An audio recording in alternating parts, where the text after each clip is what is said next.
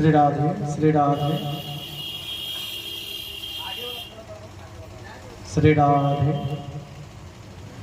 बोलो सच्चिदानंद भगवान की जय। श्री वृंदावन बिहारी लाल की जय। सियावर रामचंद्र भगवान की जय। वृंदावन बिहारी लाल की जय। श्रीमद् भागवत महापुराण की जय। व्यास जी महाराज की जय। सुखदेव जी महाराज की जय। पवन सुत हनुमान जी महाराज की जय। सद्गुरुदेव भगवान की जय।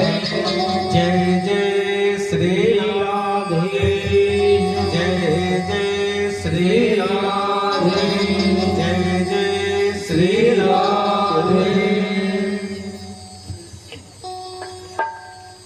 श्री राधे। वंदे देव गजाननं खड्गोळं वंदे जगद्भूषणं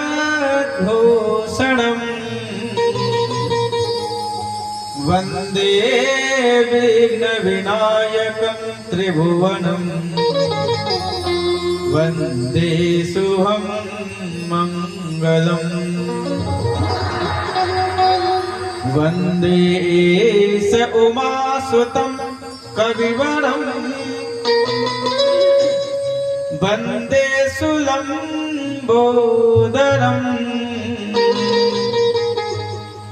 वंदे सिद्धिविनायकं शिवसुतं कुर्यात् सदा मंगलम्। ध्येयं सदा परिभवग्नमभीष्टदोहम्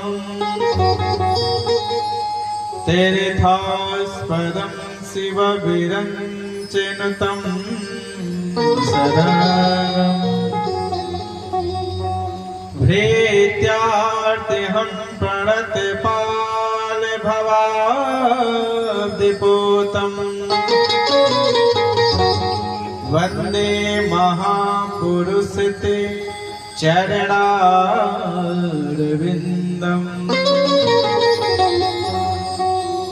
बंसी विभूषित करात् नवनीरदाभात् पीताम्बरधरुण बिम्ब फलाधरोष्ठम्। पूरेन्दु सुंदर मुखादरविंद नेत्रात् कृष्णात् परं किमपि तत्त्वमहं न जाने। नारायणं नमस्कृत्य नरं चैव नरोत्तमम् देवीं सरस्वतीं व्यासं ततो जयमुदीरये।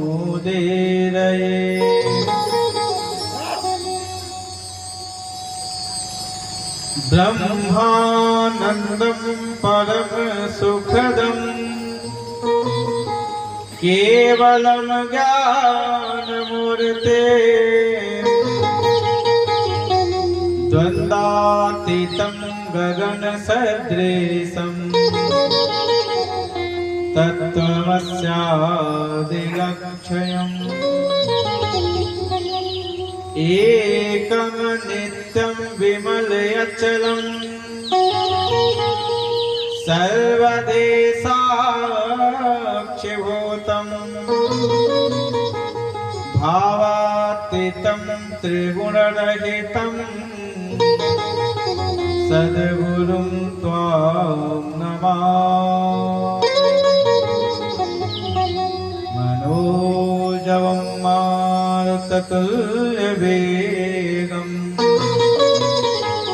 जितेन्द्रियं बुद्धिमतां वरिष्ठम्। वातात्मजं वानरयूतमुख्यम्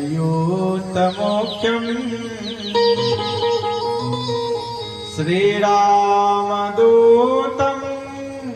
शरणं प्रपद्ये। जय जय श्री राधारमण जय जय नवल किशोर जय गोपी चित चोर प्रभु जय जय माखन चोर। सच्चिदानंद भगवान की जय। भागवत सप्ताह ज्ञान यज्ञ की जय। करारविंदे न पदारविंदम मुखारविंदे विनिवेशयन्तम् आकाशपात्रस्य पुटे शयानम् मुकुन्दं मनसा स्मरामि। श्रीकृष्ण गोविन्द हरे मुरारे हे नाथ नारायण वासुदेव नित्यमेतदेव गोविन्द नामो धर्माधवेति। तुकामा तिलको वदन्या मुरारिपादार्पितचेतवे।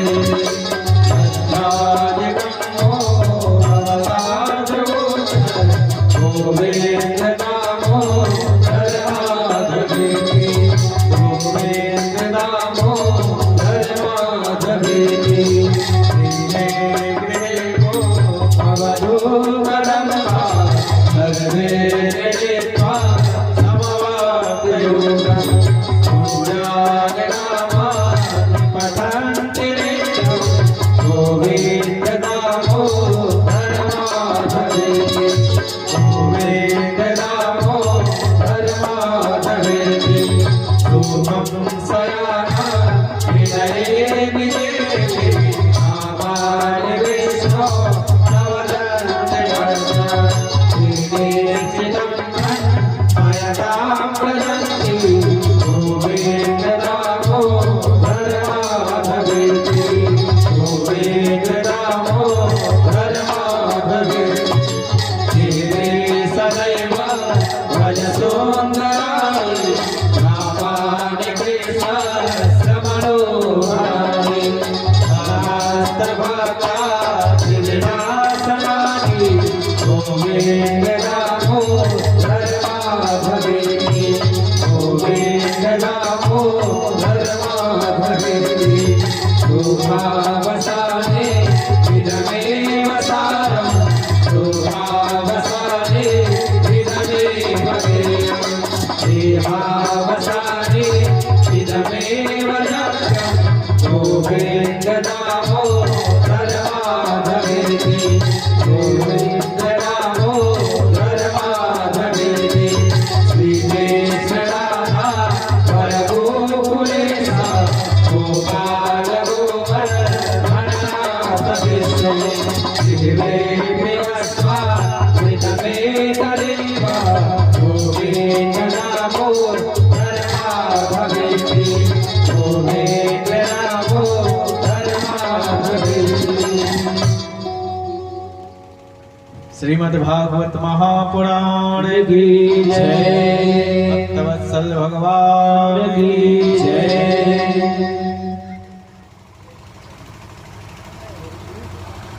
नैमिष निमिष क्षेत्रे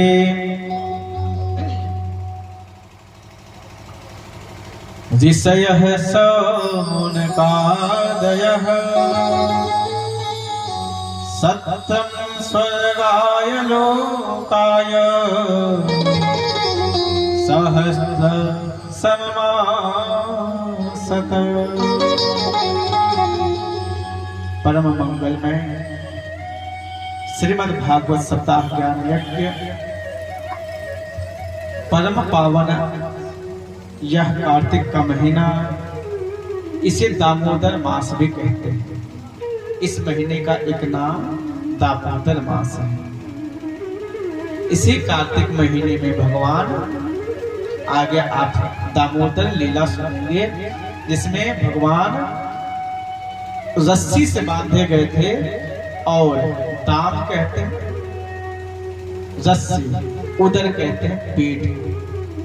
ये लीला इसी महीने में अनेक भगवान की लीला है। तुलसी विवाह है, दीपावली का पर्व है। तो ये महीना दामोदर मास है। ऐसे परम पवित्र महीने में हम सब भगवान श्री कृष्ण की वांगमयी प्रतिमूर्ति श्रीमद् भागवत, जो मोक्ष प्रदायिनी, ज्ञान प्रदायिनी, आनंद प्रदायिनी है, जो हमारे जीवन में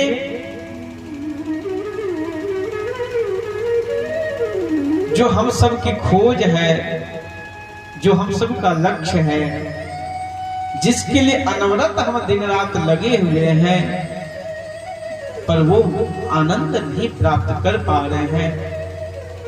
उस आनंद घन सच्चिदानंद अकाल करुणा वर्णालय भगवान श्री कृष्ण की वांगमयी प्रतिमूर्ति श्रीमद् भागवत हमें उपदेश देती है कि हमारे जीवन को कैसे आनंद में बनाया जा सकता है। यह कथा भक्ति भक्त भगवंत गुरु की है। किस प्रकार से एक भक्त भगवान की भक्ति करके फिर वो भक्त बनता है, फिर वो भगवान स्वरूप हो जाता है। जानत तुम्हारी हो जाए। ये स्थिति कब? जब प्रभु की लीलाओं को, उनके चरित्र को, उनके गुणगान को अधिक से अधिक सुना जाए। क्योंकि सुनी समुझहि जन मुदित मन। पहले आदमी भगवान की कीर्ति को सुनता है, और जब सुनेगा तो भगवान से या जिसके भी, हम लोग कब किसी कोई रिश्ता करने जाते हैं तो उसके बारे में पता करते हैं। फिर लोग कहते हैं भैया वो तो बड़ा अच्छा आदमी है, वो ऐसा है, वो वैसा है। उसके बारे में जब जान लेते हैं और खूब अच्छे से समझ लेते हैं तो उसके प्रति प्रेम बढ़ जाता है। अरे ये तो बड़ा सुशील परिवार है, ये तो बहुत बड़ा धनाढ़ परिवार है जी, लड़का बड़ा चरित्रवान है जी। इन बातों को सुन के उस रिश्ते से प्रेम होने लगता है। कब? सुनी, जब सुनते हैं, फिर समझाई, फिर अपने अनन्य लोगों से उसके बारे में जानने की कोशिश करते हैं, समझते हैं उसको, और तब फिर क्या होता है? मुदित मन। फिर उस बात को समझने के बाद मन क्या होता है? मुदित हो जाता है, प्रसन्न हो जाता है। तो ऐसे परम पावन यह श्रीमद् भागवत आप हमारे बीच में विप्रवर है, जिनकी कल से ही पावन उपस्थिति है। हमारे आचार्य ब्रजभूषण जी, मिश्रा जी, इन लोगों की पावन उपस्थिति में आज द्वितीय दिवस की कथा में हम सब यहाँ बैठे हैं। बड़ा ही परम पावन समय चल रहा है। ये एक बात मैं जरूर कहूंगा, जितने भी लोग आवाज को सुन रहे हैं, यह कथा केवल एकमात्र हमारे मुख्य जवान मास्टर साहब अपने पितृजनों के लिए तो कर रहे हैं, पर जो लोग इस कथा का केवल ये अर्थ समझते हैं कि ये तो अपने पूर्वजों के लिए, पितरों के लिए कर रहे हैं, हमें क्या जरूरत है, ऐसी मानसिकता से तो आप कभी भी कुछ भी नहीं पा सकते। कथा, सत्संग पार्टिकुलर एक व्यक्ति का नहीं होता है। शादी विवाह आदि जो हमारे व्यक्तिगत उत्सव हैं, उसमें जरूर इन बातों का ध्यान होना चाहिए। पर अगर कहीं सत्संग हो, कथा हो, कीर्तन हो, मंदिर हो, गुरुद्वारा हो, वहां आमंत्रण की आवश्यकता नहीं, क्योंकि ये स्थान ऐसा है, वो हमारे हृदय से जुड़ा हुआ है, हमारे जीवन से जुड़ा हुआ है। अगर आप आएंगे तो आपका मन पवित्र होगा, आपको आनंद मिलेगा। इसलिए किसी भी बिना भेदभाव के आप जरूर कथा में आएं, और इस भाव से आएं कि चलो परमात्मा कभी मौका देगा तो हम भी कथा कराएंगे, पर अभी सामंजस्य नहीं बन पा रहा है। अभी अनुकूल परिस्थिति नहीं है तो कम से कम कथा में चल के सुन तो ले, क्योंकि कथा के सुनने का भी अपना पुण्य है, उसका अपना महत्व है। इसलिए कथा में जरूर आना चाहिए बिना किसी हिचक के। तो ऐसे परम पावन कथा, जहाँ नैमिषारण्य का बहुत विशाल क्षेत्र है, वह नैमिषारण्य जहाँ 88,000 ऋषिगण एक साथ बैठ करके सहस्त्र युगों तक चलने वाला एक भव्य आयोजन किया। मन में संकल्प आया कि एक हम लोग अनुष्ठान करें,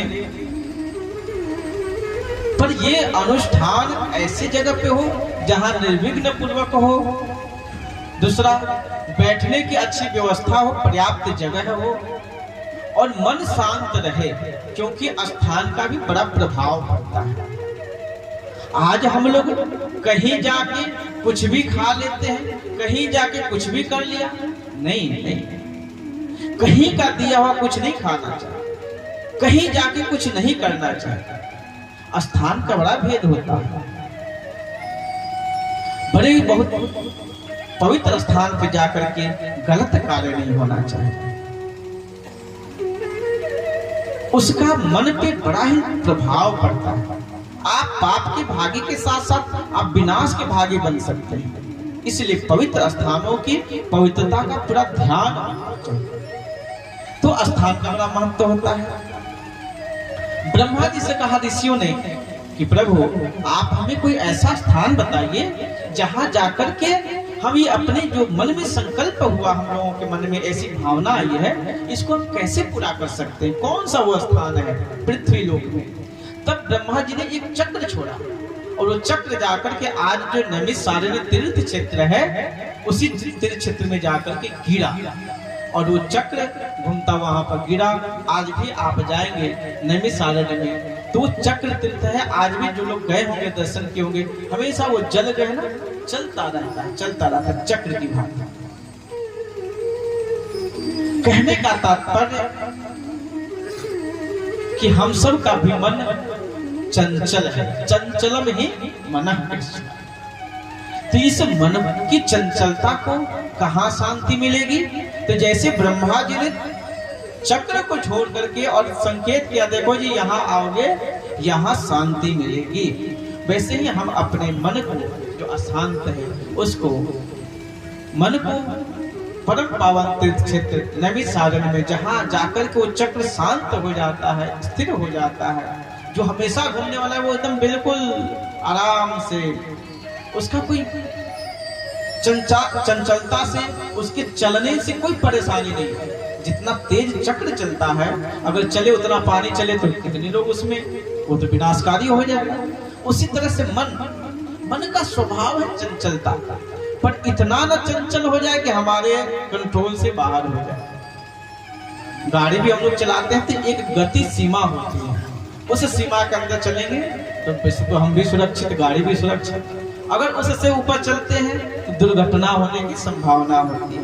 ऊपर से सरकार इतने नियम लगाए हैं, तुरंत देखेगा कि आपकी स्पीड इससे ज्यादा है, फाइन भी आपके घर में आ जाएगा, यानी नुकसान ही नुकसान है। उसी तरह से अपने मनस चक्र को पावन क्षेत्र नैमिषारण्य में चले, जहां संकादिक ऋषियों ने सूत जी महाराज से बड़ा सुंदर प्रश्न किया है।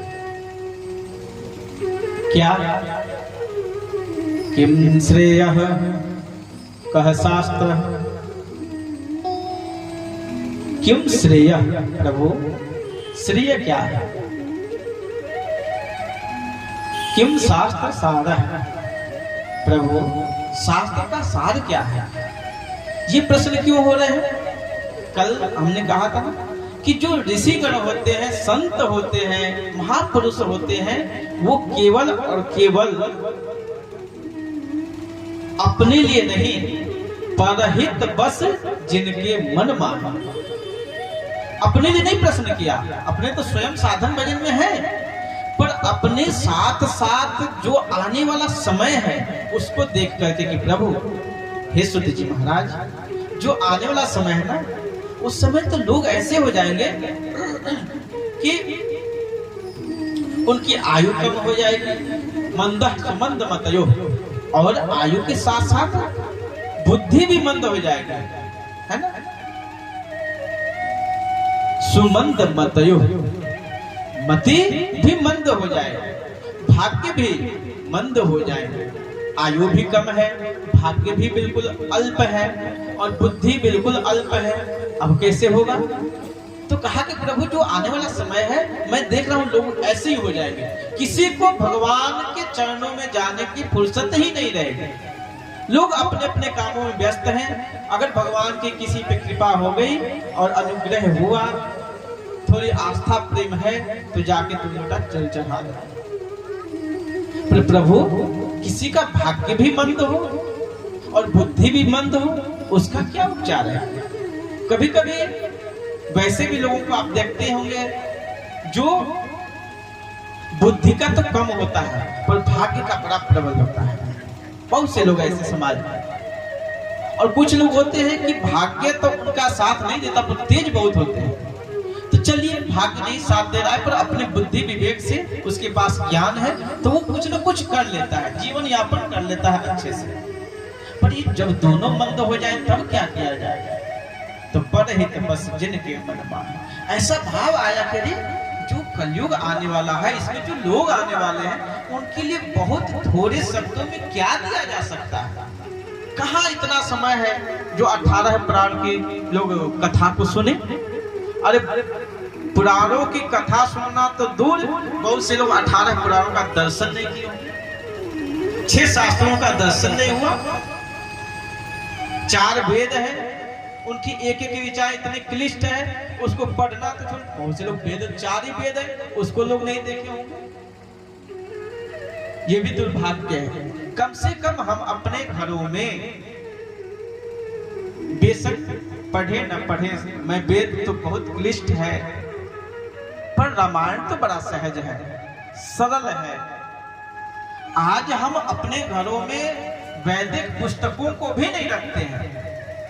इसलिए निवेदन है कि हर घर में कम से कम और नहीं तो रामायण और गीता जरूर रखनी चाहिए। आप कितना पढ़ते हैं ये अलग बात है, पर अगर आप रखेंगे, कभी मन आया तो जरूर पढ़ लेंगे, और मन आया और है ही नहीं तो पढ़ेंगे क्या?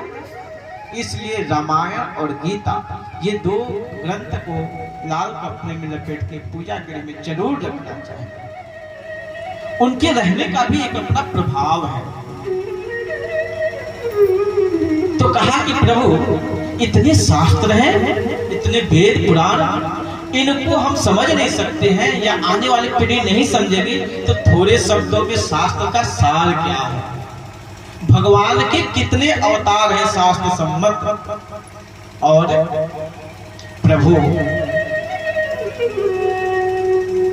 भगवान जब आते हैं अवतार लेकर के, और जब अपने कार्य को करके धर्म की स्थापना करके चले जाते हैं, फिर धर्म कम शरणम गतः, फिर जब भगवान चले जाते हैं तो धर्म किसकी शरण में जाता है? भगवान तो धर्म की स्थापना किए चले गए, पर उस धर्म की स्थापना को बरकरार रखने के लिए धर्म किसकी शरण में जाता है? ये 6 प्रश्न। और मनुष्य का लक्ष्य क्या है ना? मनुष्य जीवन का लक्ष्य क्या है? तब इन प्रश्नों के उत्तर में ही संपूर्ण भागवत की कथा है। बोलो राधे राधे। ये 6 प्रश्नों के उत्तर में ही संपूर्ण भागवत की कथा है। श्रेय क्या है? तब उसके लिए सूत जी ने बड़ा सुंदर उपदेश दिया है, पर ज्यादा क्लिष्ट और ज्यादा थोड़े लोगों को समझने के लोग अरे क्या ये चीज, तो बहुत अध्यात्म के अंदर जाने पर लोगों को थोड़ी अरुचि होने लगती है। नहीं तो ये पहले ही जो किम श्रेय, श्रेय क्या है? जीवस्य तत्व जिज्ञासा। जीव का परम धर्म क्या है? उस परम तत्व की जिज्ञासा बनाए रखना। और ये भागवत उसी चीज को पात्रता देते हैं। भागवत क्या करते हैं? आपके जीवन में भागवत जी की कथा सुनने से वो पात्रता आती है।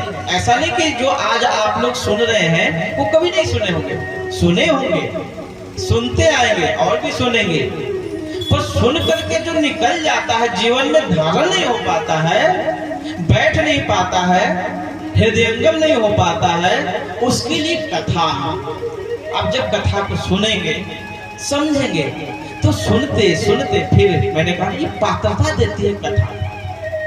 आपके पास वो जो ज्ञान है उसको ठहरने के लिए स्थान चाहिए, पात्र चाहिए, वो पात्रता भागवत जी से मिलती है, भगवान की कथा से मिलती है।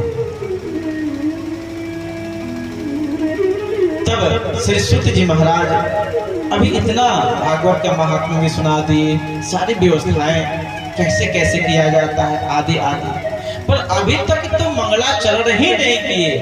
तो कहा कि प्रभु हे ऋषियों, थोड़ी देर आप लोग रुक जाओ, मैं अपने गुरुदेव का ध्यान करके मंगलाचरण कर लेता हूँ।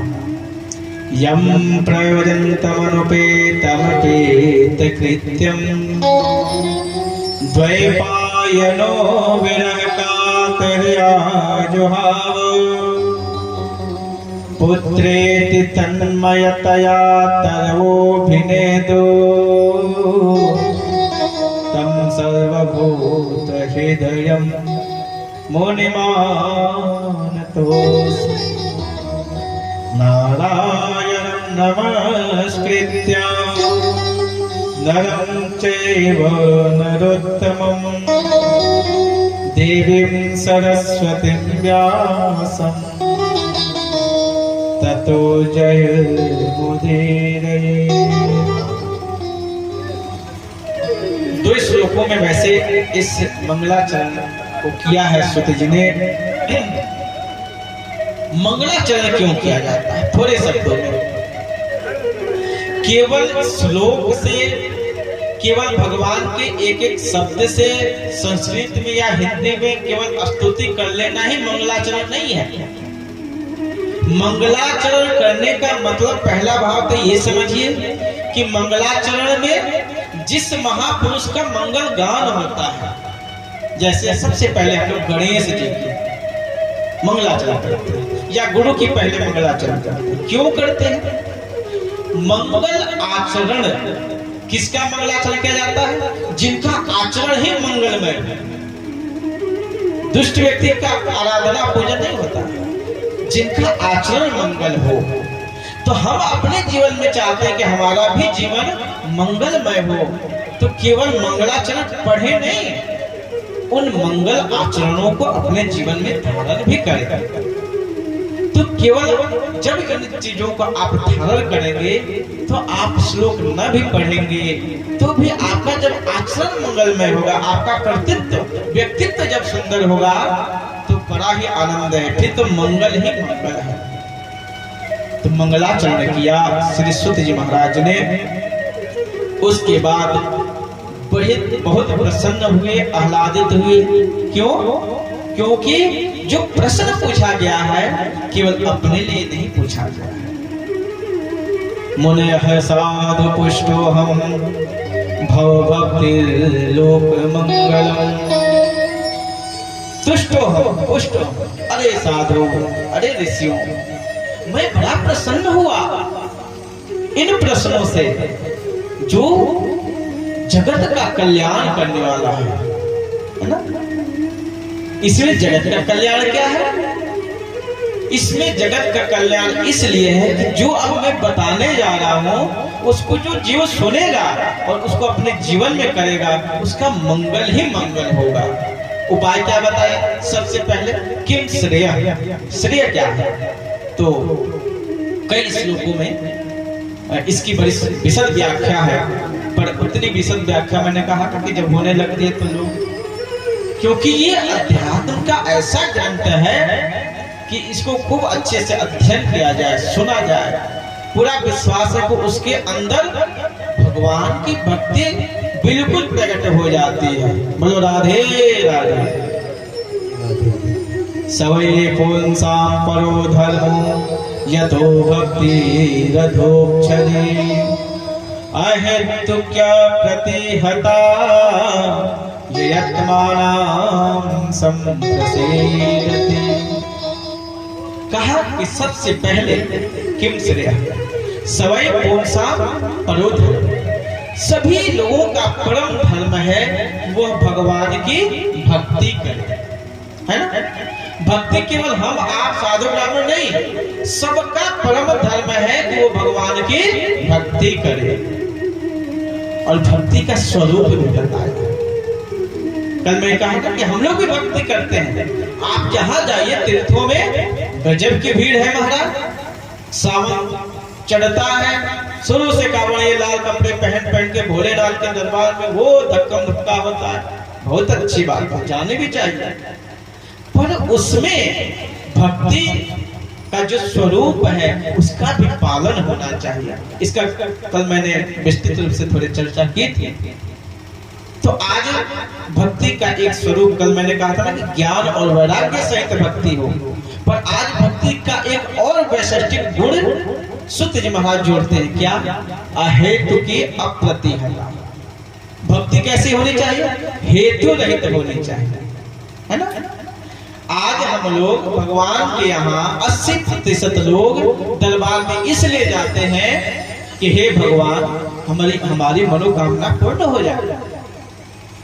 गुरु महाराज जी हमारे कहते थे कि लोग 5 रुपए का इलायची दाना लेके जाते हैं और भगवान के दरबार में जाएंगे, चढ़ाएंगे और कहेंगे हे भगवान हमको लड़का दे दीजिए। लड़का है तो फिर हमारे लड़के की नौकरी लग जाती है, उसकी शादी हो जाती है, फिर भगवान आपकी बड़ी कृपा हो जाती है, फिर तो बहुत ही अच्छा था और कुछ नहीं, भगवान घर भी बन जाता, बड़ा अच्छा था। अब 2 रुपए 5 रुपए की इलायची दाना में इतना कुछ मांग के ले आते हैं।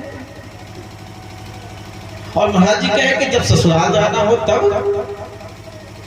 तो फिर इलायची दाने से काम चलता नहीं, फिर तो बाजार का सबसे अच्छा जो मिठाई होगा वही लेके जाना होता है। बोलो राधे राधे। ये भी प्रेम दिखाता है कि आपका कहाँ किससे कितना प्रेम है। बहुत से लोग भगवान के दरबार में, भगवान के चरणों में सबसे अच्छी जो चीज होती है, आज भी हमारे गुरुद्वारा में लोग जो अच्छा धोती होगा, जो अच्छा कपड़ा होगा, आज तो महाराज क्या कहा जाए, कहते भी शर्म आती है। आप दुकान पे जाइए, कथा हो रही है ना, तो कहेंगे कि बाबा दुकानदार से भैया हमें धोती लेनी है। अभी तो आप बोल ही रहे कि धोती लेनी है, उससे सबसे बेईमान तो दुकानदार है। वो क्या कहता है, क्या करना है, क्या करिएगा, पहनना है? नहीं पहनना नहीं, मुझे दक्षिणा देना है। अरे दक्षिणा देना है? ओ स्पेशल से कंपनी वाले भी बेईमान और दुकानदार भी बेईमान। सबसे थर्ड क्लास का जो आदमी वो साधु और ब्राह्मण होता है, जो 10, 20, 50 रुपए की धोती है, अरे ये लो जी 50 रुपए में फर्स्ट क्लास की धोती है, ले जाओ, साधु को देना है ना, ले जाओ, पंडितों को दान देना। ये दान के लिए भी अलग से बनने लगे अब। बोलो राधे राधे। ऐसा नहीं, हम जो किसी को दे तो कोशिश करें अच्छा। आप इसलिए दे रहे हैं कि हम लोग जाने कि हाँ हमने पंडित जी को दान दिया, धोती दिया है? नहीं, इसलिए देना है कि मैं जो दे रहा हूँ उसको पहने, उसको ग्रहण करें। आप जो ले जा रहे हैं उसको खाएं। केवल दान इस भाव से नहीं कि एक फॉर्मेलिटी है, चलो जी पूरा कर दिया, दे दिया ना। तो परमात्मा के चरणों में आप क्या दे रहे हैं? मांग तो रहे जरूर, पर दे क्या रहे हैं? वैसे परमात्मा को धन दौलत की आवश्यकता नहीं है। उनको तो केवल आपकी भावना और श्रद्धा की आवश्यकता है। परमात्मा कभी कुछ नहीं चाहता, पर हाँ आपकी भावना को तो जरूर चाहते हैं परमात्मा, कि आपका श्रद्धा, आपका समर्पण, आपका त्याग उनके प्रति कितना है। और जितने आपका जितना ऊंचा त्याग समर्पण होगा, प्रेम होगा, अनुराग होगा परमात्मा से, उतना ही आपको लाभ मिलेगा। आप एक चीज चढ़ाइए, बहुत चीज नहीं। इसीलिए श्लोक में पत्रम पुष्पम फलम तोयम, है ना, यो में भक्त्या प्रयच्छति। क्यों कहा? ये भी तो कह सकते थे, क्यों मिश्रा जी? पुष्पाणी कह सकते थे, आचार्य जी बहुवचन में भी तो कहा जा सकता था। भगवान को भाई पुष्प नहीं पुष्पाणी चढ़ाओ, पत्रम नहीं पत्राणी चढ़ाओ, पर ये नहीं कहा गया। क्या कहा गया? एक वचन में पत्रम, पत्र पत्रम का मतलब होता है एक पत्ता केवल, पुष्पम मतलब एक फूल, यानी बहुत नहीं, एक भी। अगर आप कुछ नहीं है, जल है ना, थोड़ा सा जल ही चढ़ा दीजिए।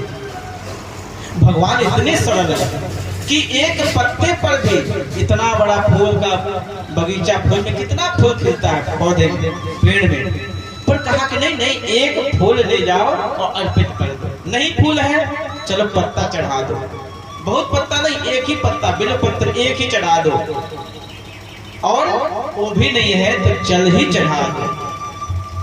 भगवान खुश होते हैं, जो में भक्त्या प्रयच्छते। पर ये जो कहा गया कि इतना कुछ अच्छा करना चाहिए, क्यों करना चाहिए? इसलिए करना चाहिए कि हमारा समर्पण, हमारी बुद्धि भगवान के चरणों में समर्पण के बाद वो थर्मामीटर है कि आपका प्रेम कितना है, आप क्या दे सकते हैं। ये देने के महत्व वस्तु नहीं रखता, आपका भाव, आपका समर्पण महत्व रखता है कि आपका सामर्थ्य कितना है और आप कर कितना रहे हैं। तो भक्ति का स्वरूप क्या है? अहेतु। पहले तो परमात्मा से हेतु रहित प्रेम होना चाहिए। अच्छा ये बताइए, कोई भी माता जी अपने बच्चे से प्रेम करती है, प्यार करती है, उसको मानती है, छोटे से उसको पालती है और बड़ा बच्चा हो जाता है, पर माँ यही सोचती है कि ये मेरा पुत्र है, कल बड़ा होगा, फिर मेरे घर को देखेगा, संभालेगा। कई मन में आशाएं होती हैं। कुछ माताएं इस भाव से कि ये मेरा केवल पुत्र है, चाहे जैसा भी है, इसी भावना से तो माता पालती है ना बच्चों को। माता पिता का केवल प्रेम होता है पुत्र से। बड़ा होकर के वो बच्चा माँ को मारे, गाली दे, अथवा चाहे जैसे भी अपमान करे, सेवा करे न करे, पर वो माता का हृदय कभी उस बच्चे के लिए बद्दुआ नहीं देता, कभी उसका प्रेम कम नहीं होता है। वही बेटा जब घर में होता है तो उतना प्रेम है। वो बेटा दूर चला जाता है, परदेश चला जाता है, अपना गांव घर छोड़ के शहरों में चला जाता है, कुछ बच्चे विदेशों में चले जाते हैं, पर क्या माँ का प्रेम कम हो जाता है? नहीं होता। क्यों नहीं? इसलिए कम नहीं होता है क्योंकि माँ को उससे कोई अपेक्षाएं नहीं है, कोई कामना नहीं है। बस वो तो जानते कि मेरा लाल, मेरा पुत्र, मेरा बेटा जहां भी रहे खुश रहे, भगवान उसको प्रसन्न रखना, उसको बड़ी आनंद देना, तमाम तरह के आशीर्वाद माँ दे देती है। ये कहा हेतु रहित निष्काम है ना, इसको कहते हैं निष्काम।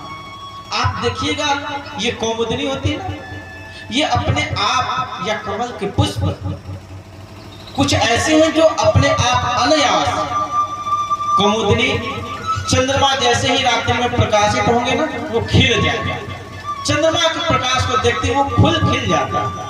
कमल सुबह प्रातः काल के सूर्य के प्रकाश को देख के खुल जाता है।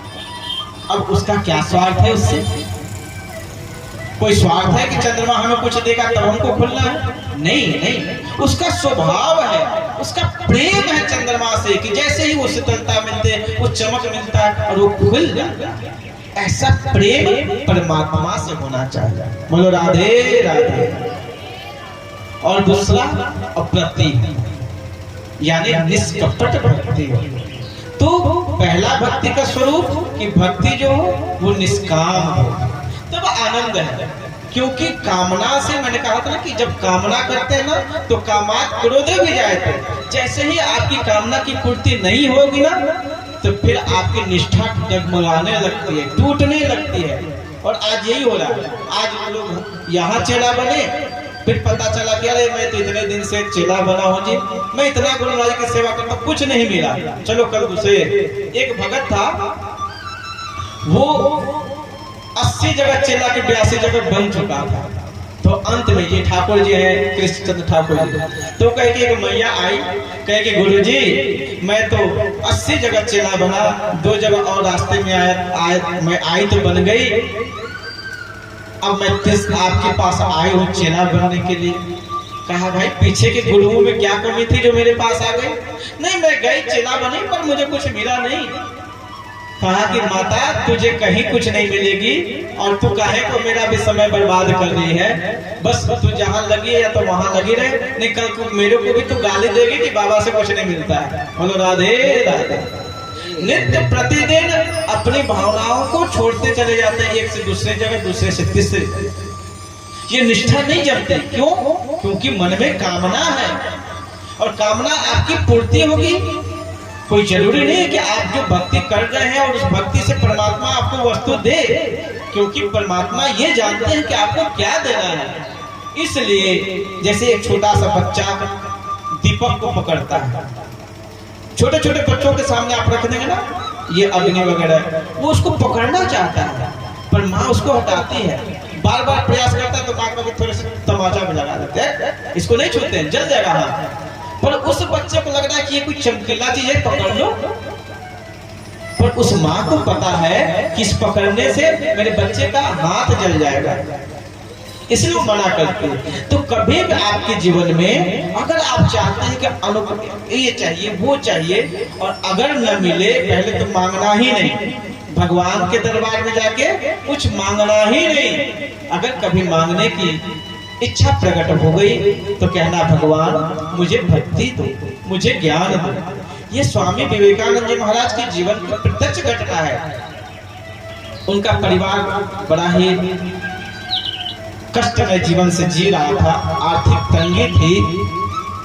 एक दिन रामकृष्ण परमहंस देव जी के पास आकर के बोलते हैं कि परमहंस जी, मैं आपके सानिध्य में रहता हूँ, आपका शिष्य हूँ, सब कुछ परमात्मा की कृपा से, आपकी कृपा से मुझे भक्ति प्रेम प्यार तो मिला है, पर मैं अपने परिवार की आर्थिक तंगी देख करके मैं बड़ा दुखी हो जाता हूँ। प्रभु आप क्यों नहीं कुछ ऐसा करते हैं कि मेरे ये घर की आर्थिक समस्या दूर हो जाए। और आप कहते हैं कि मैं माता का दर्शन करता हूँ, आप ना माता से मेरे लिए कहना कि मेरे घर की ये आर्थिक समस्या दूर हो जाए, मेरे घर में खूब संपत्ति आ जाए, पैसा आ जाए, लोगों की नौकरियां लग जाए, सब अच्छे से कमाए खाए। रामकृष्ण परमहंस देव जी ने कहा कि नरेंद्र, मैं तेरे लिए नहीं, मैं माता को ही तुम्हारे पास भेज दूंगा और तुमको जो मांगना होगा वो मांग लेना। माता जी अगले दिन आई और परमहंस जी कहते हैं कि माते, मेरा एक शिष्य है नरेंद्र, उसको आप दर्शन दे दीजिए और वो जो मांगता है वो दे दीजिएगा। माता गई और विवेकानंद जी के पास, तो नरेंद्र से ही संबोधन करते थे। जैसे ही विवेकानंद जी को परमहंस जी ने कहा कि तुम ध्यान में बैठना, बैठे थे माता के दरबार में और माता सचमुच आई और हाथ रख करके कि नरेंद्र तुम्हें क्या चाहिए, मांगो, क्या मांगते हो। स्वामी विवेकानंद जी कहते कि माँ तुम आ गई, माँ मुझे कुछ नहीं चाहिए, मुझे बस भक्ति दे दो, मुझे ज्ञान देना, मुझे वैराग्य देना और मुझे कुछ नहीं चाहिए। माते मुझे आपकी भक्ति चाहिए। माता ने कहा तथास्तु पुत्र, यही तुम, और कह करके चली गई। रामकृष्ण परमहंस देव जी आए, पूछे कि नरेंद्र माता आई थी? कहा कि हाँ गुरुदेव माता तो आई थी, तो क्या मांगा, अब तो तुम्हारे घर की सारी समस्या खत्म हो जाएगी। कहा गुरुदेव मैंने तो मांगना चाहा माँ से, पर मैं चाह करके भी माता से केवल यही मांगा कि माँ मुझे भक्ति दो, मुझे ज्ञान दो। कहा क्यों? तुम मुझसे कहता था कि आप कहिए, तो तुमको जब माता है तो तुम्हें तो मांगना चाहिए था। कहा गुरुदेव मेरे मन से वो बात निकली ही नहीं। ये स्थिति बनती है, ये पात्रता बनती है कथा सुनने से, भगवान की भक्ति करने से। शायद अगर वो कुछ मांग लिए होते तो नरेंद्र केवल नरेंद्र बन के रह जाते, पर आज जो विवेकानंद की प्रतिष्ठा विश्व में है, क्या वो मिलती? हम कितना धन कमाते हैं, कितना संपत्ति कमाते हैं, मान सम्मान कमाते हैं, पर कोई विवेकानंद नहीं बन सकता है। बड़े बड़े लोग हैं पैसे के दृष्टिकोण से, अथवा ये मकान आलिशान आदि ये देखिए इसके दृष्टि से, चाहे जो भी भौतिक साधन से आप देखिए, बहुत बड़े बड़े लोग हैं, पर उनको कौन जानता है। इसलिए भगवान की भक्ति ही सार है और कहा कि सब कुछ किया जाए और भगवान की भक्ति न की जाए तो ये सारे अनुष्ठान, भगवान के चरणों में जाना, ये करना, वो करना आदि श्रम एवं ही केवलम, केवल वह एकमात्र परिश्रम रह जाता है। इसलिए भगवान के चरणों में जाए तो आस्था के साथ जाए, विश्वास के साथ जाए, समर्पण के साथ जाए और उनकी भक्ति को निष्कामता से करें। इसलिए जीवन का जो सार तत्व है वो भगवान की भक्ति है। इसलिए महापुरुषों ने कहा सतत विहाय भोक्तव्य, क्या कहा कि 100 काम को छोड़ करके भोक्तव्य भोजन करना चाहिए और 1000 काम छोड़ करके स्नान करना चाहिए। सहस्त्रम स्नानम समाचार। पर इन सब के बाद भी महापुरुषों ने कहा कि 100 काम छोड़ करके भैया पहले भोजन कर लो और 1000 काम भी हो ना उसको छोड़ करके स्नान कर लेना चाहिए। पर कोटि कामों को छोड़ करके लक्ष्यम विहाय दातव्यम कोटि त्यक्त्याम हरिम भजे। क्या कहा? कोटि करोड़ों कामों को छोड़ करके हरि को भजो। अब एक भगत था, वो सुन लिया तो प्रतिदिन क्या करे, कहे कि माता से करे चंडाल है तो तुमको तो निज घर में जन्म लेना चाहिए था, तू नहाता है ना, कभी कुछ नहीं बसा के खा लेता। कहा माँ भागवत में पंडित जी कहते तो है कि 100 काम छोड़ के खाना चाहिए। उसकी माँ हमको फोन की, बाबा आपने क्या सुना दो, ये कहता है कि 100 काम छोड़ के भोजन करना चाहिए। मैंने कहा तो उसको फोन दो। हमने कहा कि यही सुना था, इसके आगे कुछ नहीं सुना था क्या? कहा कि गुरुजी इसके आगे क्या था? हमने कहा हमने ये कहा था कि उसके आगे का 1000 काम छोड़ के नहाना चाहिए। ये 100 काम भोजन के तुम्हारा 101वां काम है। ये 1000 का 101 हुआ अभी तो, और 1000 काम छोड़ करके मैंने कहा था कि स्नान करना चाहिए। इसलिए पहले स्नान करो फिर भोजन करो। यानी स्नान की अपनी महत्ता है, उसके साथ साथ भोजन की भी महत्ता है। पर जो सबसे दुर्लभ चीज है वो भगवान की भक्ति है।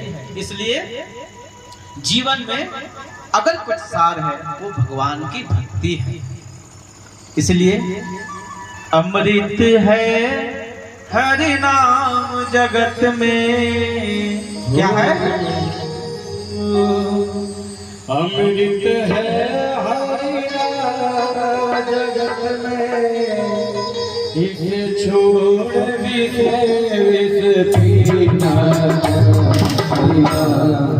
नहीं तो जीना, हरि नाम नहीं तो जीना। अमृत है हरि नाम जगत में, अमृत है हरि नाम जगत में, छोड़ विष पीना हरि नाम नहीं तो जीना, हरि नाम नहीं तो जीना।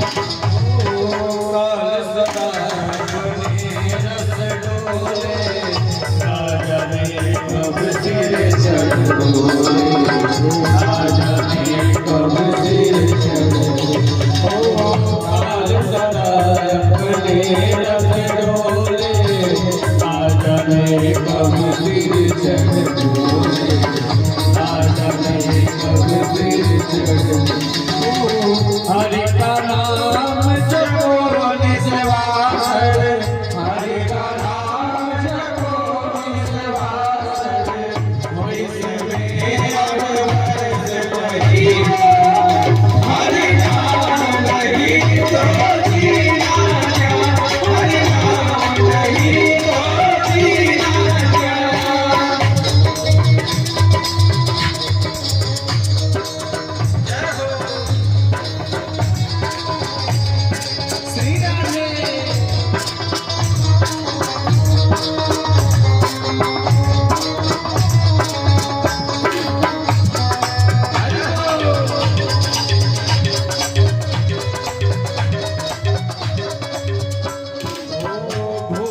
से सब अंग सजाए, रसना पर हरि नाम गाए, रसना पर हरि नाम गाए। ओ भूषण से अंग सजाए, रसना पर हरि नाम गाए, रसना पर हरि नाम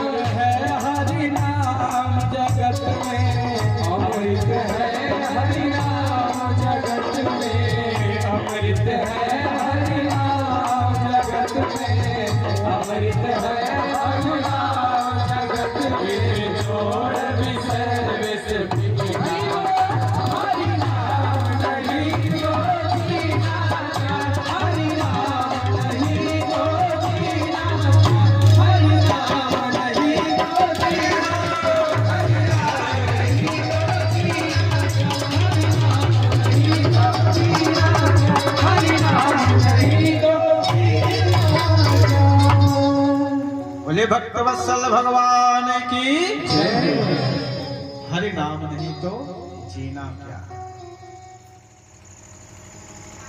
इस तरह से जीव के परम धर्म का बोध सूत जी महाराज ने किया है। जिस भागवत ग्रंथ की चर्चा हो रही है, इसको लिखा कौन, किसने इसकी रचना की है। एक जिज्ञासा मन में आया कि प्रभु आप भागवत के धर्म की व्याख्या कर रहे हैं, इसको किसने लिखा। तब सूत जी महाराज कहते हैं, द्वापरे समनो प्राप्ते तृतीय युग पर्यये जातः पराशरत्योगे वासव्या कलया हरे। कहते हैं कि द्वापर के अंत में जब 3 समय बीत गया, अंत चौथा चल रहा था, उसी समय भगवान श्री हरि के कलावतार श्री व्यास जी महाराज ने जन्म लिया, है ना। और उन्होंने जन्म लेकर के जब बड़े हुए तो हमारे जो भगवान के श्रीमुख से निकले हुए वेद है उसको 4 भागों में विभक्त किया। पहले एक से 4 किया, इसलिए उनका नाम पड़ा वेद व्यास। व्यास का मतलब होता है विस्तार, है ना। समास का मतलब छोटा और व्यास का मतलब विस्तार करना। तो एक वेद से 4 वेद करते। उसके बाद पुराणों की रचना की, पर इतना कुछ करने के बाद भी मन संतुष्ट नहीं है। क्यों?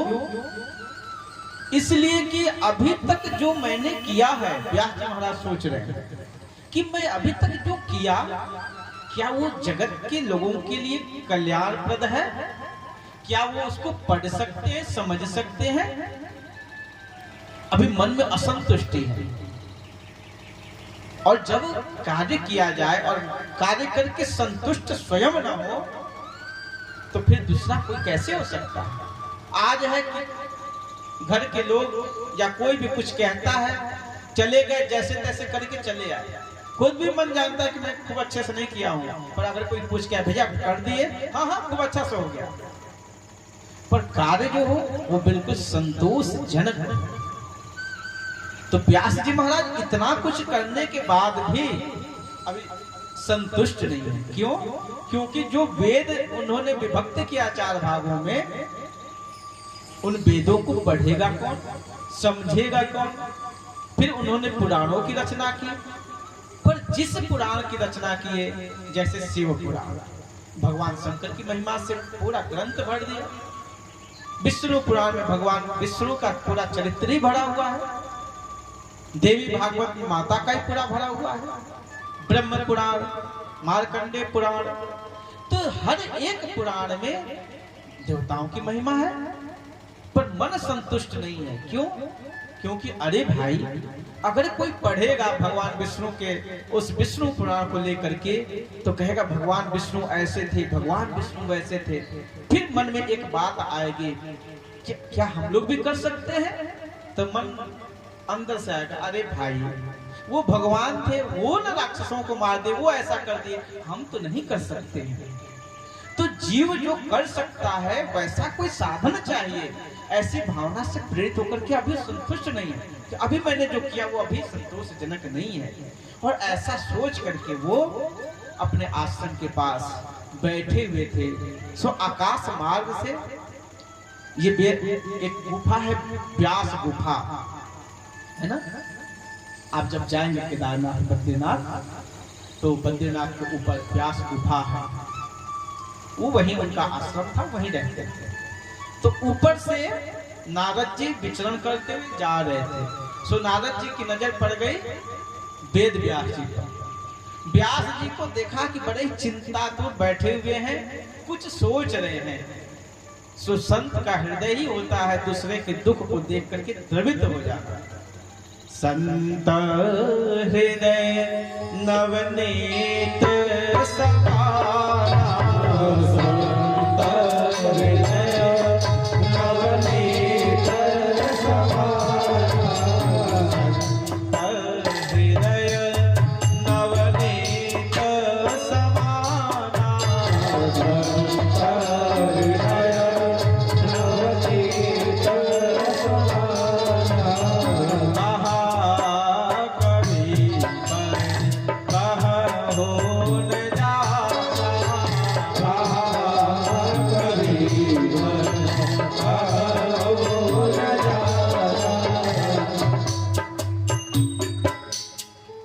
कह तो दिए पर कहने नहीं आया।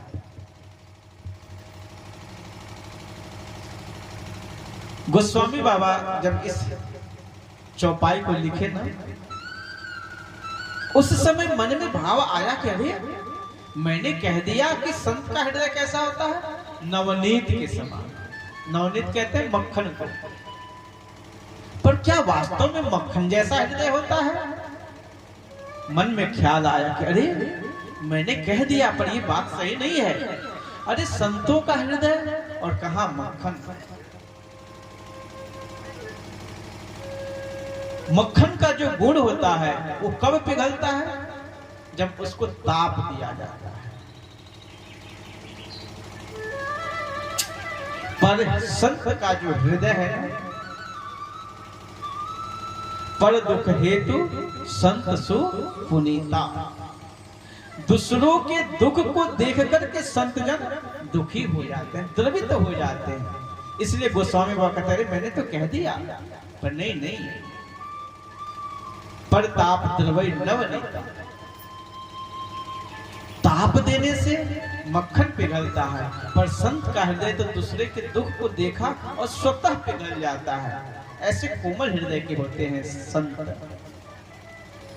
नारद जी ने देखा और तुरंत अपने वीणा को बजाते हुए नारायण नारायण श्रीमन नारायण नारायण नारायण श्रीमन नारायण नारायण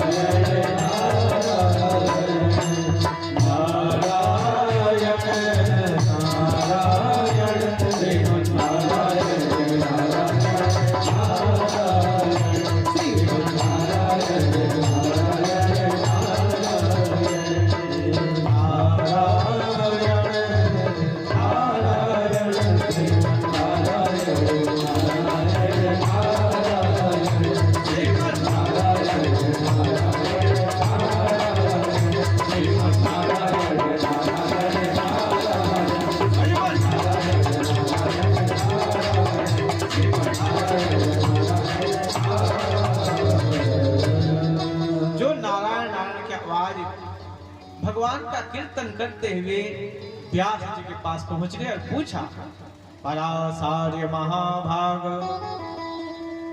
पराशर के पुत्र होने से क्या संबोधन किए? पराशर, जो पराशर का पुत्र यानी पराशर यानी वेद व्यास। हे व्यास जी, हे पराशर पुत्र, आप दुखी हैं? कच्चिदात्मना, आपकी चिंता का कारण क्या है? तुरंत व्यास जी ने अपनी सारी बात बता दी कि मैंने जो किया है मैं उससे भी संतुष्ट नहीं हूं। नारद जी ने कहा कि बिल्कुल, अभी तक आपने जो रचना की है ना, वो सच में केवल भगवान की महिमा का गुणानुवाद किया है, पर आप एक ऐसा ग्रंथ लिखिए जो भगवान के भक्तों का चरित्र से ओतप्रोत हो। जब भगवान के भक्तों का चरित्र जब पढ़ेंगे तो फिर आप ये नहीं कह सकते वो भगवान थे, फिर आप कहेंगे अरे ध्रुव भी तो आखिर कल कम समय में भगवान की तपस्या किए, भगवान को प्राप्त कर लिए। फिर ये प्रश्न नहीं होगा कि कम समय में आजकल के हमारे युवा जवान, अरे बुढ़ापे का काम ये पूजा पाठ करना, नहीं, आप पहले शुरू से करें, उसका क्या प्रताप होता है। आप आसपास में जो भक्त, जो हमारे प्रेमी भक्ति करते हैं, भगवान की आराधना करते हैं, उनसे आप देख लीजिए, उनके जीवन चरित्र को देख करके उनका रहना सहना खान पान किस तरह का पवित्र होगा। अपने माता पिता से भी बड़ा सुंदर व्यवहार होगा। भक्ति का प्रभाव है। तो आप ये नहीं कह सकते कि हम प्रतिकूल परिस्थिति में भगवान का भजन नहीं कर सकते। बहुत से लोग, अरे महाराज जी मैं भी चाहता हूँ कुछ पूजा पाठ कीर्तन करूं, पर हमारे घर के लोग राक्षस हैं, अपना सारा ठिकाना परिवार पर छोड़ दें। ये बताइए, प्रहलाद जी से भी आपका विषम परिस्थिति, प्रतिकूल परिस्थिति तो नहीं होगी? कितनी प्रतिकूलताओं में प्रहलाद जी भगवान की भक्ति को नहीं छोड़े। एक बार विभीषण जी लंका में भगवान श्री राम जी के नाम का उच्चारण करते, पकड़े, प्रातः काल उठे, श्री राम जय राम जय जय राम, श्री राम जय राम जय जय राम, राम राम राम राम। एक दूत ने सुन लिया और जाकर के रावण से शिकायत की कि महाराज, आप जिस रावण से लड़ने की, युद्ध करने की बात सोच रहे हैं और आपके घर में ही बैठ कर के आपका ही भाई उस राम राम को याद करता है। रावण ने कहा, कौन कौन ऐसा मेरा भाई है, मेरा स्वजन है? कहा विभीषण। कहा अच्छा, उसको बुलाओ। विभीषण जी को बुलाया गया। विभीषण जी आए, पूछा, विभीषण तुम मेरे बैरी राम का नाम लेते हो? विभीषण जी ने कहा कि भैया दुष्ट है ना, तो जो करने वाले हैं ना वो बहाना नहीं ढूंढते, वो उपाय खोजते हैं, और जिसको नहीं करना है वो बहाना ढूंढता है हर एक काम में, चाहे उसका अनुकूल या प्रतिकूल। उसको नहीं करना है, उसमें कुछ न कुछ नुक्स निकाल के, बहाना निकाल के उसको करेगा ही नहीं। तो रावण तो राम जी का ब्रह्मबैरी है, नहीं चाहता है कि हमारे यहाँ राम राम हो, वो भी हमारे घर में। अरे क्रोधित होकर के कहा, विभीषण तुम मेरे दुश्मन का नाम लेते हो? कहा भैया ये आपसे किसने कहा कि मैं आपके दुश्मन का नाम लेता हूं? कहा कि मुझे पता लगा है गुप्तचरों से कि तुम राम राम जपते हो। कहा भैया मैं राम राम जपता हूं, ऐसा नहीं कि मैं नहीं जपता। हाँ जपते हो, क्यों जपते हो? और क्रोधित हो गया। कहा भैया शांत शांत, मेरी बात को तो सुनिए। क्या बताओ? कहा कि मैं आपके बैरी को नहीं जपता हूं, मैं तो अपने भैया और भाभी को जपता हूं। कहा कि भैया और भाभी को? ये कैसे हो सकता है? तुम्हारे भैया और भाभी, भैया राम रावण है और तुम्हारी भाभी तो मंदोदरी है, फिर ये राम कहां से बीच में आ गए? तुम रावण रावण जपो, मंदोदरी का नाम जपो, हमें कोई आपत्ति नहीं है। कहा भैया वही तो मैं जपता हूं। कहा मैं समझा नहीं। कहा कि भैया आपका नाम रावण, अब भाभी का नाम मंदोदरी, अब रावण मंदोदरी, रावण मंदोदरी, ये कहते कहते कितना बार जपेंगे? सो मैंने सोचा अपने मन में कि भैया और भाभी का शॉर्ट नाम निकालते हैं। आजकल है ना, आजकल शॉर्ट नाम चलता है। किसी का नाम कृष्णचंद्र हो तो उसको केसी कहते हैं, किसी का नाम जयप्रकाश हो तो जेपी कहते हैं। फाइनल, पूरा बोलने की जरूरत ही नहीं। बोलो राधे राधे। तो विभीषण जी क्या कहते हैं कि भाई मैं तो आपका शॉर्ट नाम 2 अक्षर में, रा से रावण और म से मंदोदरी। बोलो सच्चिदानंद भगवान की जय। क्योंकि दुष्ट से अगर आप, जहां आपकी बुद्धि बल काम न करे तो बड़ी चतुरता से अपना काम निकाल लेना चाहिए, बुद्धिमानी। विभीषण जी ने सोचा कि अगर सच में कह दूं कि राम जपता हूं, ये मूर्ख लड़ जाएगा। और मुझे प्रेम है राम से, चाहे वो रास राम हो चाहे रास रावण हो, उससे कोई मतलब नहीं है। हमारे आराध्य है राम, हमें जपना है राम। और हम होते तो या तो डर के मारे छोड़ देते या फिर लड़ते झगड़ते भाग जाते, पर वो उसी व्यवस्था में रह करके राम राम जपे, राम का सुमिरन नहीं छोड़े और अपना काम भी बना दिया। बोलो राधे राधे। तो भक्तों के चरित्र का आप गायन करिए।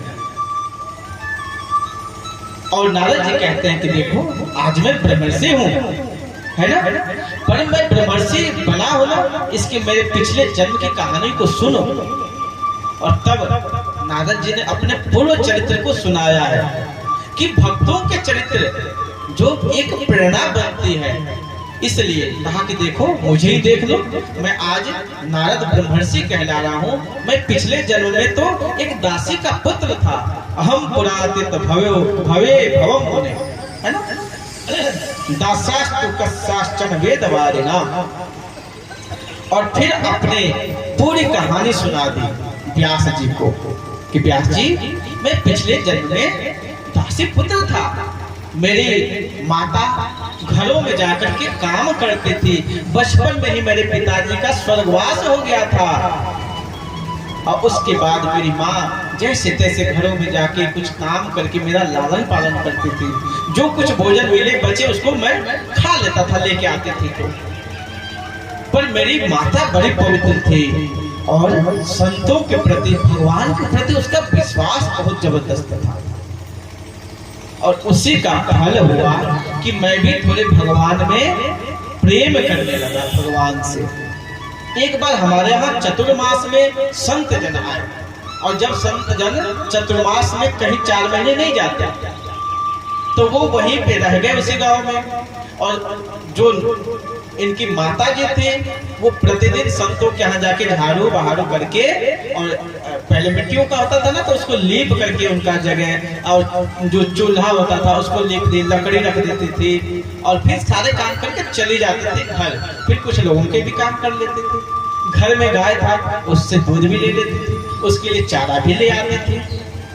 इस तरह से कुछ न कुछ सेवा कार्य करते थे। नारद जी भी साथ में जाते थे। तो नारद जी कहते कि मैं भी माँ के साथ चला जाता था, और मैं छोटा सा था, संत जन मुझे बड़े प्यार करने लगे। मेरी मैया सेवा करते थे तो महात्मा जी मुझे देख करके कुछ प्रसाद रखे होते थे, प्रसाद दे दिया, आओ बेटा प्रसाद ले लो। राम चला कह के मुझे पुकारने लगे। और मैं संतों से प्रेम करने लगा, उनकी सेवा करने लगा, और कुछ कुछ करते करते मेरा प्यार जो है ना, प्रेम जो है ना, अनुराग संतों से होने लगा। और चतुर्मास जब बीता तो संत महात्मा अब प्रसाद वगैरह दे करके कहा, बेटा तो बड़ी सेवा की है, ऐसी भगवान की भक्ति करना, माता पिता की सेवा करना, तुम्हारी माँ एक बच्ची है, माँ का खूब ध्यान देना बेटा। और ऐसा कह करके संत जन जाने को तैयार हो गए। नारद जी कहते हैं कि मैं जब संतों को जाते देखा तो मैं रोने लगा। करीब महात्मा जी लोग जा रहे हैं, मुझे रोता हुआ देख संतों ने पूछा क्यों रो रहे हो? कहा कि आप जा रहे हो, अरे मुझे भी साथ ले चलो, आपके साथ बड़ा बढ़िया लगता है, आप कीर्तन करते हैं, है ना, भगवान की महिमा का गुणानुवाद करते हैं, भगवान को खाने से पहले भोग लगाते हैं, ये सब कहाँ मिलेगा, हमें भी साथ में ले चलो। संतों ने कहा कि नारद मतलब पुत्र, उस समय कुछ भी पिछले जन्म की कहानी है, कहा पुत्र इस बार तुम्हारी माँ अकेली है, इसलिए तुम अपनी माँ की सेवा करो, और जब अपनी माँ की सेवा कर लोगे, तुम्हारी माँ जब परलोक चली जाएगी, फिर तुम अपना भजन करना, साधु बनना, सन्यासी बनना, बैरागी बनना, जो बनना बन जाना, और भगवान की भक्ति करते रहना। भगवान की भक्ति करने का मतलब केवल घर द्वार छोड़ना नहीं होता। भक्ति करने का मतलब लाल कपड़ा पहनना जरूरी नहीं है, घर का छोड़ना जरूरी नहीं है, दाढ़ी बढ़ाना जरूरी नहीं है। वो आप सारे कार्य करेंगे, करते हुए सुमिरनवा करो सब काम। यानी आप अपने जिस व्यवस्था में है, गृहस्थ जीवन में बहुत अच्छा है, बड़ा पवित्र जीवन है गृहस्थ जीवन, इसमें आप रहिए और इसमें रह करके आप सारे कार्य को करिए। बस एक काम कर देना है कि मैं जो भी कुछ करता हूँ वो मैं परमात्मा के लिए करता हूँ, अपने सारे कार्यों को परमात्मा से जोड़ करके करिए। तो नारद जी को उपदेश लेकर के संतों ने विदा लिया कि बेटा तुम सब करना, चाहे जो मर्जी, साधु बनना, सन्यासी, बैरागी या गृहस्थी बनना, पर मैं तुमको आज दीक्षा दे रहा हूँ, नाम मंत्र दे रहा हूँ। और नारद जी के कान ने मंत्र दिया, दीक्षा दिया, और उसके बाद संत जन चले गए। नारद जी ने उस गुरु मंत्र को अपने जीवन में धारण किया और जपना प्रारंभ किया। नित्य प्रतिदिन सुबह शाम उसको जपते थे। आज हम लोग भी मंत्र लेते हैं, मंत्र लेकर के, और बस कान में गुरु जी ने कह दिया, हमने सुन लिया। जपना उतना तो गुरु जी का काम, जपे चाहे मत जपे, हम तो अपने कामों से वो फुर्सत नहीं है, उससे आपको फायदा नहीं होगा।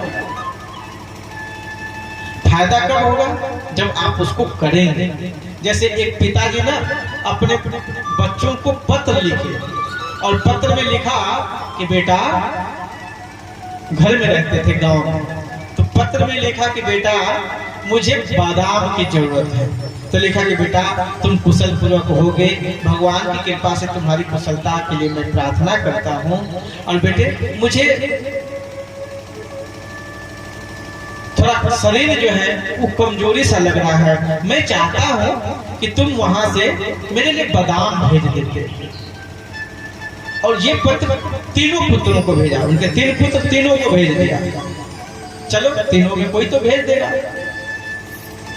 अब पुत्रों के पास जैसे ही मिला, वो पढ़ने लगा, देखा, अरे तो बड़े ने देखा कि मेरे पिताजी की चिट्ठी आई है, बड़ा खुश हुआ और प्रसन्नता से लगा, अरे आज तो मेरे पिताजी की चिट्ठी आई है। और क्या किया, उस चिट्ठी को ले जाकर के भगवान के सामने रख दिया, जहाँ भगवान को विराजमान किया था वहीं पे रख दिया।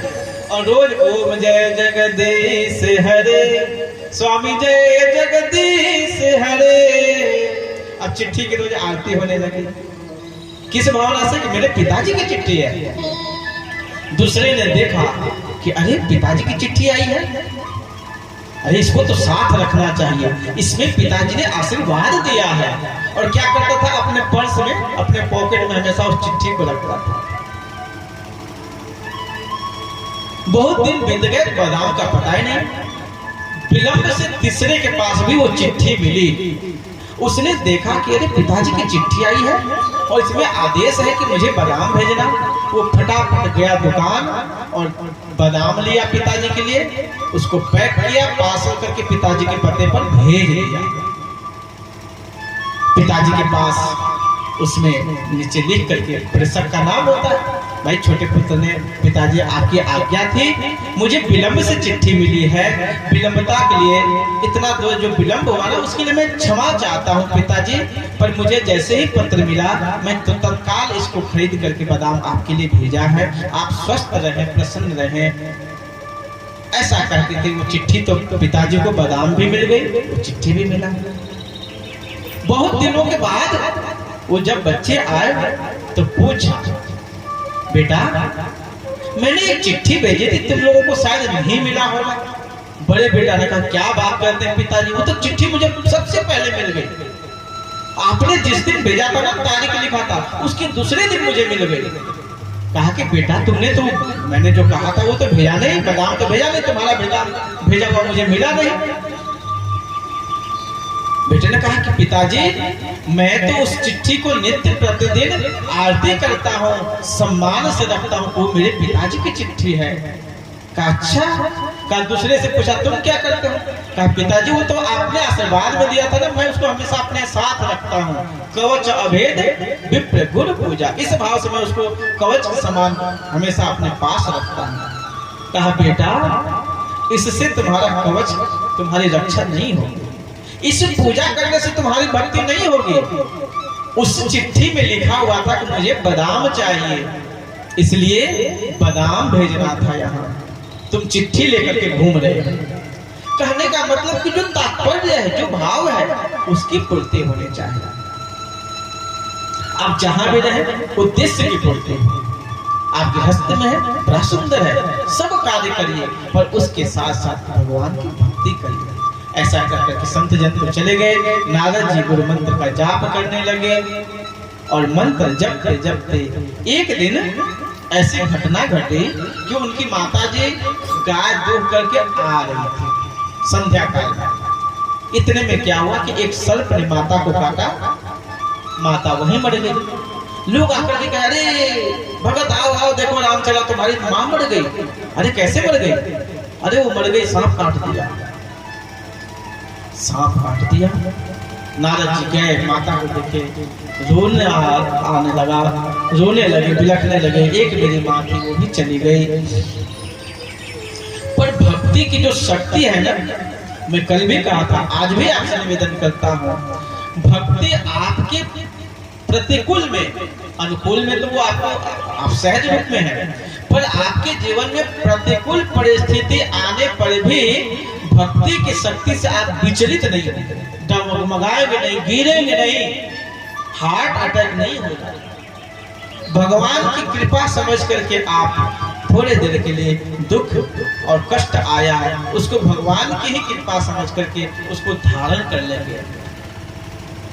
तो नारद जी ने सोचा कि माँ तो चली गई, पर एक मन में भाव आया कि चलो माता का साथ जाना इसी हेतु लिखा हो, कोई बात नहीं, माँ चली गई।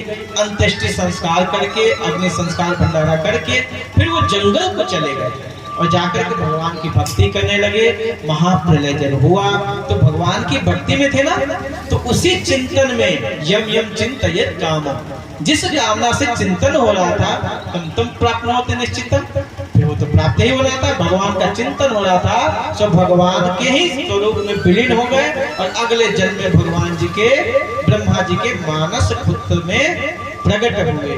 बोलो भक्तवत्सल भगवान की जय। तो कहा कि व्यास जी, इस तरह से मैं एक सामान्य सा दासी पुत्र हो करके भी भगवान की भक्ति की, और आज मुझे ब्रह्मर्षि, और देखो आज हमारे हाथ में बीड़ा है, देवदत्ता इमाम बीड़ा है ना, भगवान ने मुझे ये बीड़ा दी है, माता सरस्वती ने ये बीड़ा लो, इस पर तुम भगवान के कीर्तन को गाना।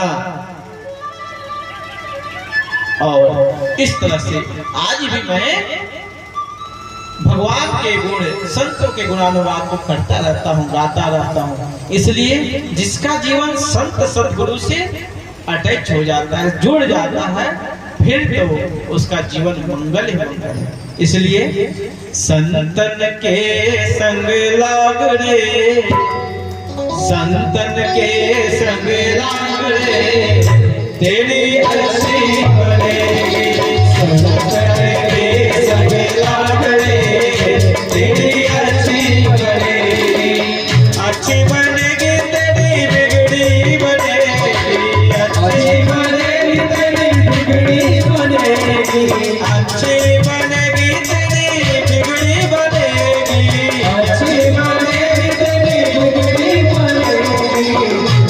तेरो बड़ भाग रे, होए तेरो बड़ भाग रे, तेरी अच्छी बनेगी संतन के संग लाग रे, तेरी अच्छी बनेगी। जय हो।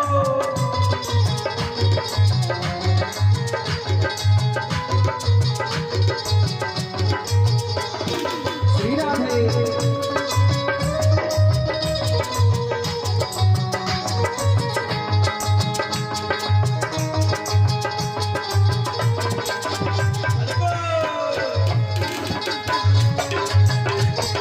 जय हो।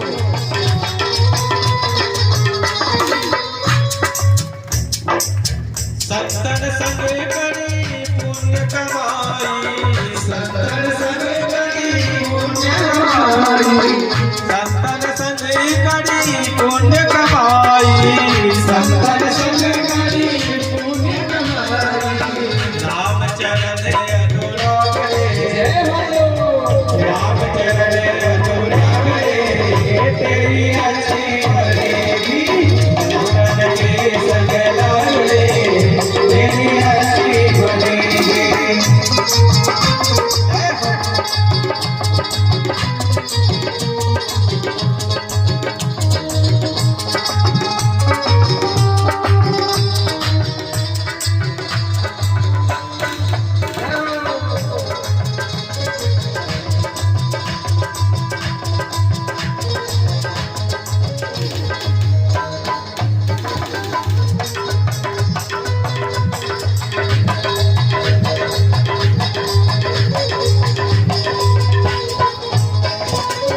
ध्रुव जी की बन गई प्रहलाद जी की बन गई, ध्रुव जी की बन गई प्रहलाद जी की बन गई, ध्रुव जी की बन गई प्रहलाद जी की बन गई, ध्रुव जी की बन गई प्रहलाद जी की बन गई, प्रहलाद जी की बन गई, प्रहलाद जी की बन गई, ध्रुव जी की बन गई प्रहलाद जी की बन गई, ध्रुव जी की बन गई प्रहलाद जी की बन गई। हरि सुमिरन में लाग रे, जय हो। हरि सुमिरन में लाग रे, तेरी अच्छी बनेगी संतन के संग लाग रे, तेरी अच्छी बनेगी संतन के संग लाग रे, तेरी अच्छी बनेगी।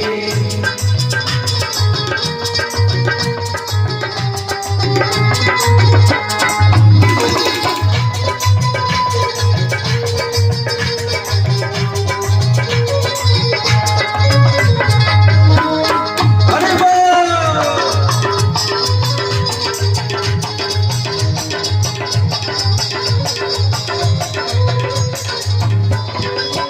मोहन सामे बहुत दिन सोए, मोहन सामे बहुत दिन सोए, मोहन सामे हो, मोहन सामे बहुत दिन सोए, मोहन सामे बहुत दिन सोए, मोहन सामे बहुत दिन सोए, जय हो।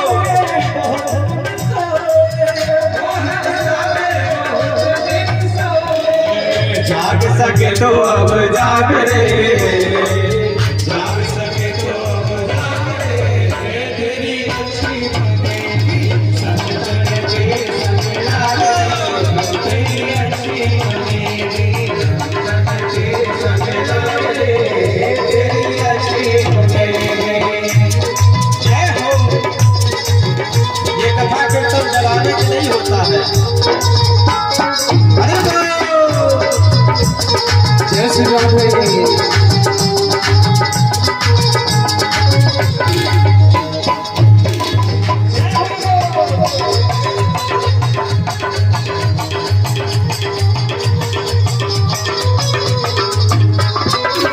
कहत कबीर राम सुमिरन में, कहत कबीर राम सुमिरन में, कहत कबीर राम सुमिरन में, कबीर राम सुमिरन में,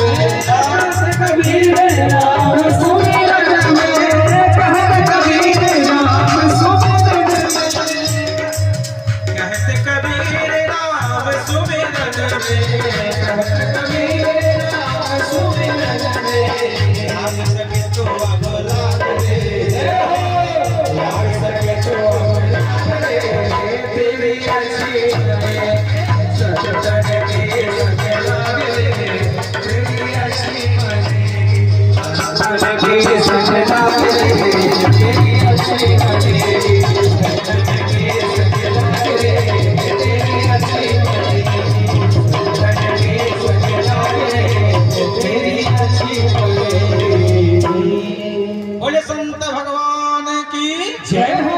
सद्गुरुदेव भगवान की जय हो। श्रीमद् भागवत महापुराण की जय हो। इस तरह से नारद जी की प्रेरणा से व्यास जी ने इस अमूल्य ग्रंथ की रचना की। अपने आश्रम सम्यप्रास आश्रम में जाकर के और भगवान का स्तुति वंदन करके बैठ गए और अपने आप अंदर से वह ऋचाएं निश्रित होने लगी, श्लोक निकलने लगे। गणेश जी महाराज बैठ गए लिखने के लिए और व्यास जी महाराज बोलते गए और गणेश जी महाराज लिखते लिखते 18,000 श्लोकों की परम पावन संहिता श्रीमद् भागवत महापुराण तैयार हो गई। अब इस ग्रंथ को पढ़ाया किसको जाए, इसका अधिकारी कौन है? क्योंकि यह जो ग्रंथ है ना, केवल आपकी विद्वता से समझ में नहीं आएगा। आप व्याकरणाचार्य हैं, आप पीएचडी किए हुए हैं अथवा तमाम तरह की डिग्रियां लिए हैं और केवल समझेंगे कि मैं भागवत को समझ वाचन कर देंगे, पर समझने के लिए आपको भक्त बनना पड़ेगा। वो पात्रता आपके अंदर आनी चाहिए और सबसे बड़ी पात्रता क्या है? विरक्त। आपके अंदर ये भागवत सबसे पहले त्याग। इसलिए वैसा त्यागी पुरुष कौन है? वो परमहंस कौन है? इसलिए इन भागवत के श्लोकों को व्यास जी महाराज ने सोचा कि मैं किसको पढ़ाऊं, इसका वास्तव में अधिकारी है कौन। इस हेतु उन्होंने अपने शिष्यों को 2-4 श्लोक पढ़ा करके और बीच में जहां तहां भेज दिया कि इसको गुनगुनाओ, और जो इससे आकर्षित हो, जो इसको सुन करके आह्लादित हो, प्रसन्न हो, उसको ले आना। ऐसा कह करके व्यास जी ने अपने 1-2 शिष्यों के श्लोक पढ़ाया और भेजा। पहला श्लोक एक शिष्य वाचन करता है। बढ़ा पेरम नटवर वपहो कर्णयो कर्णिकारं बिभ्रद्वासः कनक कपिशं वैजयन्तीं च मालां रन्ध्रामेरु अधर सुधया पूरयन् गोपवृन्दै वृन्दारण्यं स्वपदरमणं प्राविशद् गीतकीर्तिः। इस श्लोक के माध्यम से भगवान के सुंदर छवि का वर्णन किया है। बढ़ा पीड़म, बढ़ा पीड़ करते हैं मोर पंख, है ना? बढ़ा पीड़ मोर के पंख को धारण किए हुए हैं और है कैसे? नटवर, तिरछा खड़े हैं, नटवर की तरह खड़े हैं, एक पैर दूसरे पैर पे से तिरछा करके, और अपने मीठी मीठी बांसुरियों के तान से गोपुओं के मन को हरण करने वाले हैं। वृंदावन में आते ही, प्रवेश करते ही प्राविशित गीत वृंदावन्यम स्वपद रमणम, वहां आप के चरणों में रमण करते हैं गोपियां। ऐसा सुंदर वर्णन किया भगवान के उन सुंदर स्वरूप और उनके स्वभाव। भगवान कैसे हैं? मोर पीताम्बर धारण किए हैं, अधरों पे मुरली बज रही है और गोपिकाएं उनके चरणों में बिल्कुल आनंद मग्न मना रही हैं, प्रसन्न हो रही हैं। इस तरह से एक श्लोक का जो वाचन हुआ ना, सुखदेव जी महाराज जो गुफा में समाधि में थे, वो बैठ करके जैसे ही सुने कि अरे ये श्लोक ऐसा भी कोई होता है जो अपने प्रताप से, अपने अधरों की मुरली बजने की ध्वनि से लोगों को मोहित कर ले और उसके प्रभाव से लोग उसके चरणों में नाचने लगे, गाने लगे, झूमने लगे, आनंदित होने लगे। ऐसा भी कोई होता है क्या? सो ऐसा मन में भाव आया, थोड़ा नेत्र खोले और खोल करके देखा, पूछ दिया शिष्य से, है ये श्लोक कहां से लाए जी? कहिए हमारे गुरुजी ने सिखाया। फिर व्यास ये सुखदेव स्वामी ने सोचा कि चलो कोई गुरुजी होंगे, उनको नहीं पता कि गुरुजी उनके पिताश्री हैं। कहा कोई बात नहीं, छोड़ो इन चक्करों में, मैं तो भगवान की समाधि में कितना अच्छा बैठा था, मुझे भजन करना चाहिए। अरे कोई होगा, इतना सुंदर होगा। पूछा कि ऐसा कौन है ऐसा जिसके इस आभा प्रभा से लोग इतने प्रभावित हो जाते हैं? कहा ये मुझे नहीं पता। कहा नहीं पता तो जाओ, मुझे भी पता नहीं करना। वो भी समाधि में बैठ गए। फिर एक दिन दूसरा शिष्य आया और एक श्लोक फिर सुखदेव जी के सामने ही वाचन किया। क्यों? क्योंकि वो जो शिष्य गया वो जाकर के व्यास जी से कहता है कि महाराज गुरुदेव, एक ना वहां पे अवधूत बैठा हुआ है, खूब सुंदर है, जवान है, बाल घुंघराला सा है, नंग धरंग है, परहंस है, वो भगवान की समाधि में बैठा है। पर जैसे ही मैंने ये श्लोक पढ़ा ना, वो पूछने लगा कि ऐसा कौन है जिसको देख करके लोग ऐसे हो जाते हैं, मोहित हो जाते हैं। पर फिर नेत्र बंद कर लिए। व्यास जी महाराज ने अब क्या किया?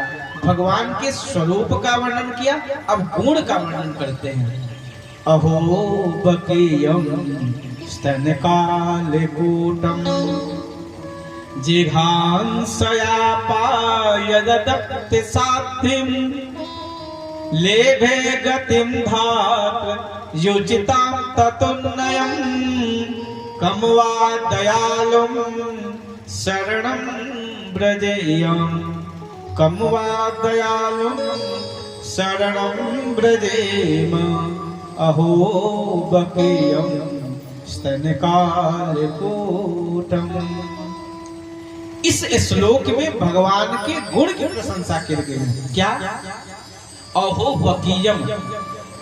बकी कहते हैं पूतना को।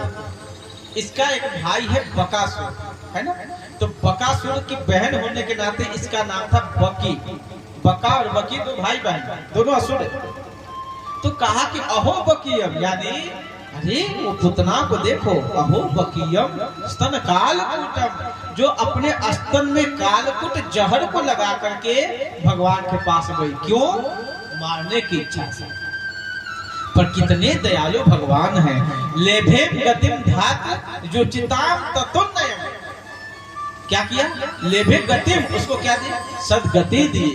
कैसा सदगति? धात, धात्री, माता के समान। जो अपने स्तन में कालकूट जहर लगा करके गई और उसको भगवान ने क्या दिया? सदगति प्रदान कर दी। अरे ऐसा भी कोई होता है जो किसी को कोई मारे और उसके बदले में वो उसको सदगति दे? अरे हम लोग क्या तो फॉर्मूला है कि जो तोहे काटा बोए ताही तो वो भाला। पहले लोग कहते भैया जो तोहे काटा बोए ताही तो वो फूल, है ना? पर अब लोग कहते ना ना, ये जमाना खत्म हो गया। अब क्या कहते? जो तोहे काटा बोए ताही तो वो भाला, ताकि वो ससुरा समझ पड़ा किसी से पाला, तब तो उसको समझ में आए कि हाँ किसी से मेरी पल्ला पड़े। पर भगवान का सिद्धांत कैसा है? जो उनको मारने के लिए गया हो और उसको सब गति दे रहे हैं, ऐसे कमवा दयालु शरणम ब्रजेम। ऐसे दयालु प्रभु के चरणों में कौन नहीं जाना चाहेगा?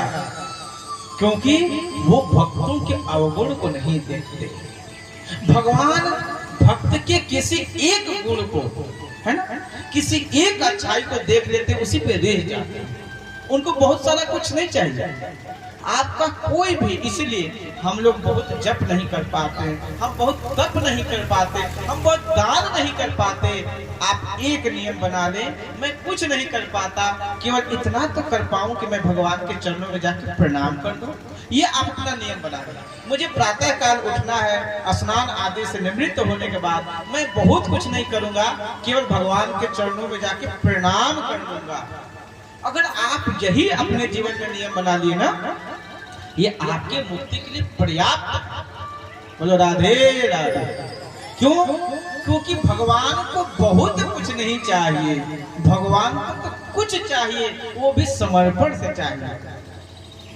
इसलिए अगर नाथ देखोगे अवगुण हमारे, अगर नाथ देखोगे अवगुण हमारे, तो हम कैसे हमसे लगेंगे किनारे। अगर नाथ देखोगे अवगुण हमारे, अगर नाथ देखोगे अवगुण हमारे, तो हम कैसे हमसे लगेंगे किनारे। अगर नाथ देखोगे अवगुण हमारे, अगर नाथ देखोगे।